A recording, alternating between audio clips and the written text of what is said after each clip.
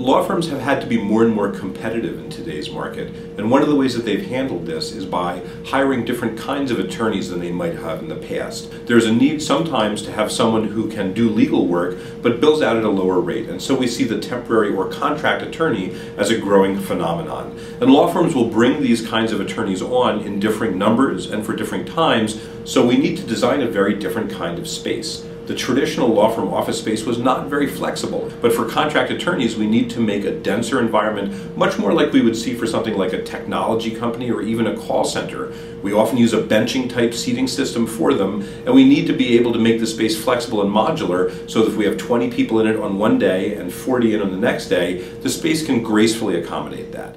Well, one of the big stories in the last 20 years in law firm office design has been the reduction or the deletion entirely of the traditional law firm library. And in the culture of the legal industry, the library was one of the few places where attorneys could be outside of their office. There were opportunities for informal mentoring, that a partner might come across a junior associate working on a particular issue and have a conversation and give them the benefit of their years of knowledge. These places for informal interaction really no longer exist.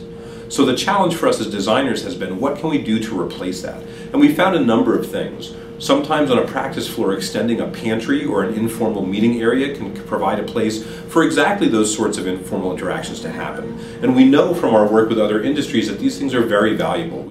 Another big trend for firms is that transparency is very much increasing. And that's something that we see law firms wanting to represent more, not just in their organizational structure and branding, but in the space itself. 10 years ago, it was extremely unlikely to see a law firm supporting translucent or transparent glass to any significant extent because privacy was seen as a big concern. One of the big drawbacks of a law firm floor plate is that the perimeter is typically occupied almost completely by attorneys, so the folks who work on the interior don't necessarily get any daylight or views. But by using translucent or transparent glass in office fronts, even for interior spaces, we're able to bring that light much more deeply into the space.